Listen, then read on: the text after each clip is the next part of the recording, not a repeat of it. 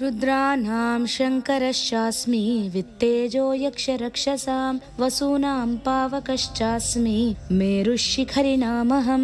ఏకాదశ రుద్రులలో శంకరుణ్ణి నేను అన్నాడు. ఏకాదశ రుద్రులు 11 మంది. వారే హరుడు, బహురూపుడు, త్ర్యంబకుడు, అపరాజితుడు, హృషాకపి, శంభువు, కపర్ది, రైవతుడు, మృగవ్యాధుడు, శర్వుడు, కపాలి. శంకరుడు హరుడు. శం అంటే శుభాలు, కరుడు కలిగించేవాడు. శుభాలు అంటే ప్రాపంచిక సుఖాలు అని కాదు, దుఃఖపూరితమైన ఈ శరీరం నుండి విముక్తి కలిగించేవాడు, దుఃఖాలయమైన ఈ జన్మ నుండి విముక్తి కలిగించేవాడు. అందుకే ఆయన్ని శంకరుడు అని అన్నారు. యక్ష రాక్షసులలో కుబేరుణ్ణి నేను అన్నారు. వసూనాం పావకశ్చాస్మి. వసువులలో అగ్నిని నేను అన్నాడు పరమాత్మ. వసువులు 8 మంది. వారే ధరుడు, ధ్రువుడు, సోముడు, అహుడు, అనిలుడు, అనలుడు, ప్రత్యూషుడు, ప్రభాసుడు.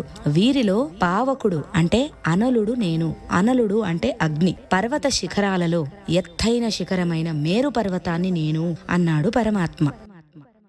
యక్ష రాక్షసులలో కుబేరుణ్ణి నేను అన్నాడు పరమాత్మ. కుబేరుడు యక్షులకు రాక్షసులకు అధిపతి. రావణాసురుడి సోదరుడు కుబేరుడు. ఆయన యక్షుడు. రావణాసురుడు అసురుడు. కల్పాంతంలో బ్రహ్మకు రాత్రయింది. సృష్టి అంతా తనలోకి లాక్కున్నాడు. మరలా విష్ణునాభిలోకి వెళ్లిపోయాడు. అప్పుడు ఈ లోకం అంతా జలమయమైంది. ఆ జలాలను రక్షించడానికి కొంతమంది ప్రాణులను సృష్టించాడు బ్రహ్మ. కాని వారు బ్రహ్మ మీదనే తిరుగబడి తమకు వెంటనే ఆహారం కావాలని గోల చేశారు. వీరిని మంచి మాటలతో అనునయించాడు బ్రహ్మ. ఈ జలాలను రక్షించండి అని ఆదేశించాడు. వారిలో ఆకలితో ఉన్న కొందరు రక్షిస్తామని అరిచారు. అంతగా ఆకలి లేని మరికొందరు మేము ఈ జలాలను పూజిస్తామని అరిచారు. అప్పుడు బ్రహ్మగారు రక్షిస్తాం అని అరిచిన వారిని రాక్షసులు అని, పూజిస్తామని అరిచిన వారిని యక్షులని నామకరణం చేశాడు. తమోగుణం ఎక్కువగా ఉన్న వాళ్లను యక్ష రాక్షసులు అని అన్నారు. వీళ్ళు 2 విభాగాలైన జాతులుగా మనం అర్థం చేసుకోవచ్చు. మన మానవులలో లాగానే యక్షులలో, రాక్షసులలో మంచివాళ్లు, చెడ్డవాళ్లు, దుర్మార్గులు ఉన్నారు. కుబేరుడు యక్షులకు